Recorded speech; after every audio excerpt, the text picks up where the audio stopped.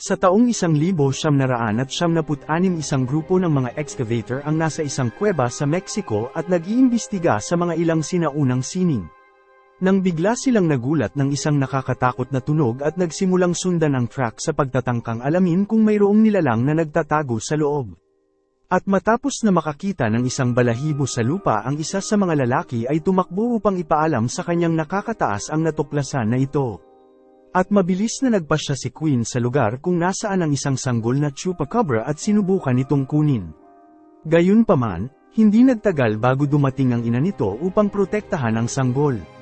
At matapos na itulak siya nito palayo, kinuha ng nilalang ang kanyang sanggol at sinubukan na tumakas, ngunit nauwi ito sa pagbaril sa kanya ni Queen. At kahit pasugatan ng pakpak nito ang nilalang, ay nagpatuloy sa kanyang misyon upang iligtas ang kanyang anak at mabilis na tumungo sa disyerto. Habang sinundan nito ni Queen hanggang marating nito ang isang bundok at ang kanyang mga kasama ay mabilis din dumating at napagtanto na ang nilalang ay nagawang makatakas. At nakita nito ang isa sa mga kuko ng nilalang at nagpasya ito na ipagpatuloy ang kanilang paghahanap. At sa mga sandaling yun isang sasakyan ang papalapit at nauwi ito sa isang aksidente dahil hindi nagawa ng driver na huminto sa tamang oras. At dahil nasugatan at natatakot na baka kunin ng kanyang anak ang nilalang, ay nagpasya na iwan ito sa mapunong lugar habang inaakit nito ang mga tao papalayo, at ang sanggol na chupacabra ay kailangan lumaban mag-isa upang mabuhay. At hanggang ngayon wala pang konkretong patunay ng pagkakaroon ng chupacabras, ngunit may mga teorya na nagsimulang kumalat sa maraming panig ng mundo. Ang batang si Alex ay isang 13 taong gulang na batang lalaki na isang Mexican na lumaki sa Amerika at palagi itong pinagtritripan ng kanyang mga kaklase, kaya naman palagi itong nag-iisa at nakatutok sa kanyang video game. At isang araw nakatanggap ito ng isang balita mula sa kanyang ina at sinabing ang lolo ni Alex ay nasa Mexico at naghihintay na makita siya. Nawala ang ama ni Alex noong siya ay sanggol pa lamang at mula noon wala siyang koneksyon sa iba pa nitong pamilya. Bagamat hindi nasasabik sa paglalakbay, kalaunan ay tinanggap ni Alex at sinabi ng kanyang ina at nagpasya na makipagkita sa pamilya ng kanyang ama. At matapos na makababa sa eroplano si Alex ay nagulat sa kanyang lolo na labis na masaya at natutuwang makita siya. At habang nasa sasakyan, naiinis si Chava nang mapansin na ang kanyang apo ay mas interesado sa kanyang video game kaysa makilala siya nito, at sinabi na magkatulad sila ng kanyang ama. At pagdating nila sa bukid, nakilala ni Alex ang kanyang pinsan, kaya sinabi ni Chava na si Memo at ang kanyang kapatid na babae ay dumating mula sa lungsod upang magpalipas ng linggo kasama si Alex. Mabilis na pinasyal ni Memo si Alex sa loob ng bahay at pinakita nito ang lugar kung saan siya matutulog. At habang inaayos ang kanyang mga gamit, narinig ni Alex ang musika mula sa labas at dumungaw sa bintana upang alamin ito. At sa mga puntong ito nakilala nito ang kanyang pinsan na si Luna at ipinakita ng batang babae na siya ay masayang makita si Alex. At lumipas ang ilang oras, si Alex ay nasorpresa sa isang pag-atake ng kanyang pinsan at naguluhan ito dahil hindi nito naiintindihan ang estilo ng pakikipaglaban na yun, kaya naglagay si Luna ng isang videotape upang i-play sa TV. At matapos na mapanood ang tape, natuklasan ni Alex na ang kanyang lolo ay isang mahusay na wrestling champion. Nakipaglaban ito sa isa sa pinakamahusay na kalaban sa kanyang panahon at hindi natalo sa mga laban. Tinuturing siyang invincible ni Memo hanggang sa makalaban nito si El Chacal, isang rogue fighter na nagpatalsik sa kanya sa ring, at dahil sa pagkakahulog nagkaroon ng fracture si Chava sa bungo at nakoma ng halos isang buwan. At pagkatapos noon hindi na ito muling nakalaban at doon dumating ang kanilang lolo, at matapos na patayin nito ang TV, niyaya nito si Alex na bisitahin ang kanilang farm at dinala sila sa Kamalig nang makita nila ang isang kambing na nakahandusay sa lupa. Nagsimulang maghinala si Memo at Luna na ang hayop ay inatake ng chupacabra, ngunit sinabi ni Chava na ang nilalang na ito ay isa lamang kwento. At sa kinagabihan nakarinig si Alex ng isang ingay na nagmumula sa kanyang bintana at nagpasya ang bata na tignan nito, at lubos na naaliw nang makita nito ang isang kambing na bumisita sa kanya. Gayunpaman, lumipas ang ilang segundo, nakita ni Alex si Chava na palihim na lumabas sa kalagitnaan ng gabi at nagpas siyang sundan ito sa kubo. Nang biglang may isang nakakatakot na nilalang ang lumapit at si Alex ay sumigaw para sa kanyang lolo. Hindi rin nagtagal bago dumating si Chava at ang dalawang magkapatid ay dumating din nang marinig si Alex. Gayunpaman, nang tumingin sila sa damuhan, natuklasan nila na ang ikinatatakot ni Alex ay isang maliit na rabbit at sinimulang pagtawanan nito. At nang bumalik ang lahat sa bahay, ang sanggol na Chupacabra ay lumabas sa damuhan at ipinakita ang kanyang sarili. At sa kinaumagahan, paggising niya, nadatna ni Alex ang nilalang at pareho silang nagulat sa isa't isa habang mabilis itong tumakas sa bintana at sinundan ito ni Alex at nakita nito ang kanyang pinsan na niyaya siyang magsindi ng paputok sa bubong. At habang nag-uusap, dumating si Memo at sinabi na ang kanilang lolo ay nawawala at mabilis na nagpa siya ang tatlo na sundan ito at kinuha ni Luna ang sasakyan upang hanapin ito. Alam ni Luna na si Chava ay nakakaranas ng ilang memory lapses at naglalakad ng walang patutunguhan sa paligid ng bukid. At habang nasa kalsada ang tatlo, ang grupo ng mga digger ay nag-iimbestiga sa huling lugar kung saan nakita ang Chupacabra at nagtatangkang hanapin ito. At habang naghahanap, nakita ni Queen ang isang plaka at sinubukang alamin kung sino ang nagmamay-ari nito. At pagdating sa lungsod, ang tatlong bata ay naghiwalay habang hinahanap ni Luna ang kanyang lolo habang dinala ni Memo ang kanyang pinsan upang tikman ang kakaibang pagkain ng lokal. Kumain ang dalawa nang dumating si Luna at ipinaalam sa kanila ang kanilang lolo ay wala sa lugar. At matapos na matuklasan na kumakain siya ng utak, nagsimulang iluwa ni Alex ang pagkain at nagpa siya ang tatlo na umalis. At habang papauwi sa kanilang bahay, nakita nila ang kanilang lolo na naglalakad kasama nito ang isang kambing at nagawang kumbinsihin ito na umuwi. At papauwi, nakasalubong nila ang mga diggers, ngunit mabilis silang nakaalis sa daan nang hindi sila tinatanong. At pagdating sa bahay, ang magpipinsan ay nanunod ng isang balita at sinabi ang tungkol sa paglitaw ng Chupacabra, ngunit nagpa siya si Chava na patayin ang TV at muling sinabi na ang mga nilalang na ito ay hindi totoo. At sa mga oras na umalis ang kanilang lolo, sinabi ni Alex kay Luna ang nangyari noong nakaraang gabi at sinabing tinatago ni Chava ang mga Chupacabra sa kubo. At nang marinig ito, sinabi ng batang babae na ang halimaw ay isa lamang kwento at nagpa siya si Alex na tignan ito. At nang dumating ito sa lugar, hinarap si Alex ng isang maliit na Chupacabra na dahan-dahan naglalakad patungo sa kanya. At upang maging kaibigan ng nilalang, pumunta si Alex sa kusina at kumuha ng isang plato ng chorizo, ngunit nang inalok niya ang nilalang ng pagkain, tumakbo ito papalayo at nagpa siya si Alex na sundan ito sa kanyang pinagtataguan. Habang inabot ng Chupacabra ang isang maliit na kahon sa bata, at nang buksan, natuklasan nito na may patay na daga sa loob at naniniwala ang nilalang na magugustuhan ito ni Alex bilang pagkain, ngunit malumanay itong tinanggihan ng bata habang ang isang malakas na bagyo ang paparating at ang nilalang ay natatakot sa malalakas na kulog, kaya naman niyakap ito ni Alex at sinabi na aalagaan niya ito. At sa sumunod na umaga, pumunta si Memo sa kubo at nakita ang kanyang pinsan na natutulog sa lugar nang biglang isang malakas na ingay ang kumuha sa atensyon ng bata at sinubukan naman ni Alex na pigilan ang kanyang pinsan na makita ang Chupacabra. Gayunpaman, ang kanyang plano ay nasira nang magpas siya ang nilalang na magpakita at sinigurado ni Alex na hindi siya sasaktan nito. At makalipas ang ilang minuto, dumating si Luna sa lugar at naging desperado nang makita nito ang maliit na halimaw.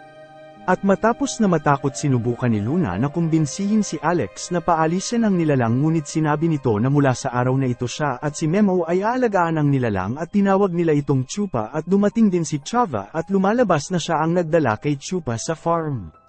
Sinabi ng lalaki na ilang gabi nang nakalipas habang nagmamaneho ito nang hindi sinasadyang masagasaan niya ang isang nilalang at pagkatapos ng aksidente nawala ang halimaw, ngunit nang bumalik ito sa lugar, nakita nito si Chupa na nagtatago sa damuhan at nagpas siyang iligtas ito. At mula noon ang kanyang layunin ay ibalik ang nilalang sa kanyang pamilya, ngunit wala itong mahanap na iba pang miyembro ng kanyang uri. At nang makauwi sila, nakita ni Chava ang isang sasakyan na papalapit at mabilis na hinarap ang mga ito. At sinabi ni Queen na nakita niya ang plaka ng sasakyan ni Chava sa gilid ng kalsada at humingi ng pahintulot upang tignan nito ang lugar. Gayunpaman, nakahanap si Chava ng paraan na paalisin ito at tiniyak sa kanyang mga apo na hindi nito papayagan ang sinuman na saktan si Chupa. At nang umalis si Queen, sinubukan kausapin ni Alex si Chupa, ngunit ang nilalang ay labis na na-stress at inatake siya at sinikap ng bata paamuhin ito gamit ang isang music box, habang dumating naman si Memo at sinabing tuturuan niya si Chupa na lumipad. Sinuot ng bata ang kanyang costume at umakyat sa kanilang bubong kasama si Chupa at doon tumalon ito sa isang tumpok ng dayami at hiniling sa nilalang na gawin ito ang kaparehong paraan. At sa hindi inaasahan na gawa ni Chupa na lumipad, ngunit hindi rin nagtagal bago ito mawala ng balanse at nahulog sa tabi ni Memo. At mayroon na lamang ilang araw na natitira bago bumalik si Alex sa United States at nagpasya si Alex sulitin ang oras kasama ang kanyang lolo. At habang pinapanood ang isa sa mga lumang laban ni Chava sa TV natuklasan ni Alex na ang kanyang yumaong ama ay isa ding wrestler bago pa nito makilala ang nanay ni Alex at iniwan ang lahat para sa kanilang pagmamahalan.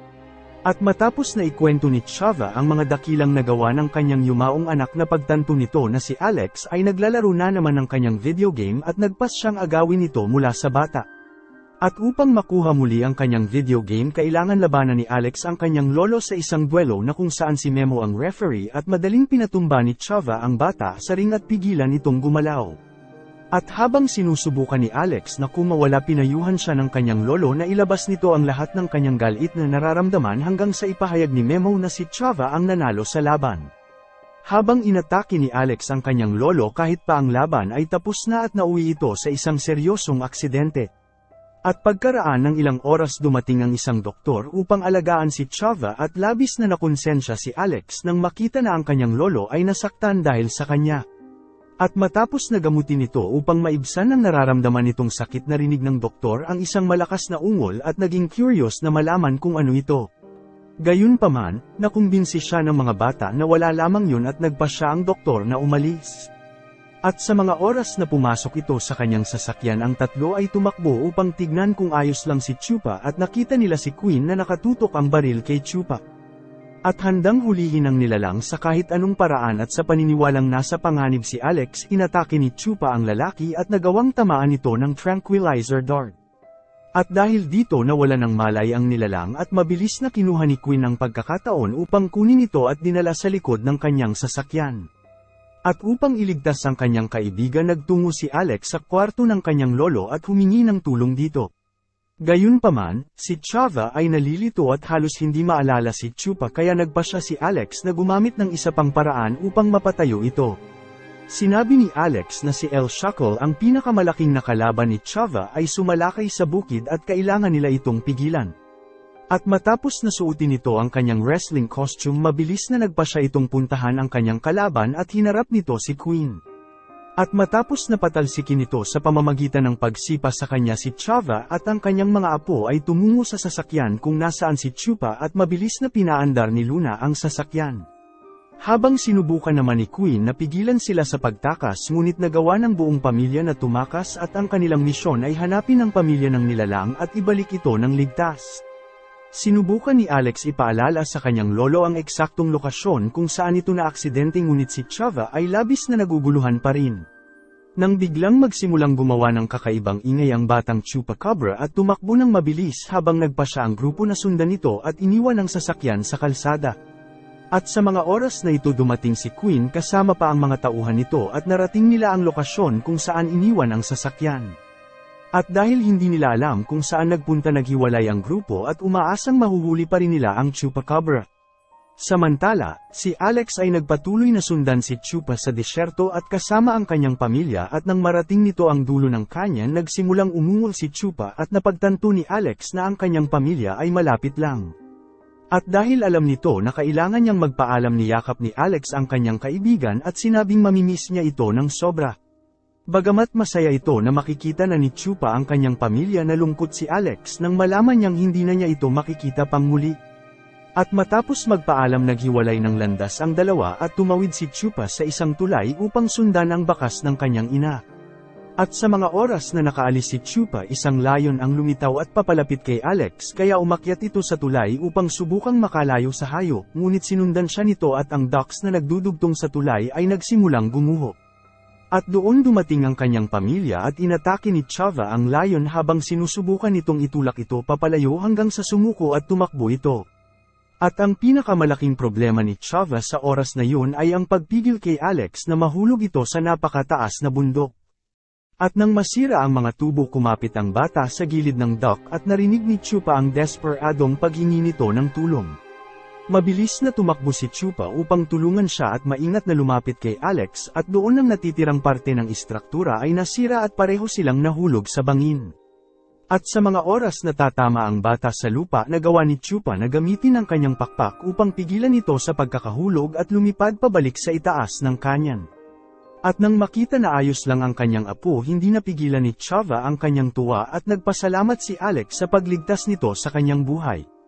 At habang papaalis si Chupa upang bumalik sa kanyang pamilya nang magulat ito isang pag-atake mula Queen. At sa mga oras na mawala ng malay ang nilalang ginamit ng lalaki ang isang stun gun upang pigilan si Alex at ang kanyang pamilya na pigilan ito sa kanyang misyon.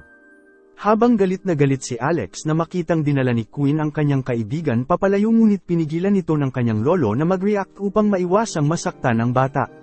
Inilgay ni Queen si Chupa sa kanyang sasakyan at mabilis na tumakas papalayo ngunit ang hindi alam ng lahat na ang ina ni Chupa ay pinagmamasdan ang lahat ng pangyayari at marahas na inatake ang sasakyan ng lalaki. Habang nagpakawala ito ng nakakatakot na sigaw sa kanyang kaaway at hindi rin nagtagal bago dumating ang iba pang Chupacabra upang sirain ang sasakyan ni Queen.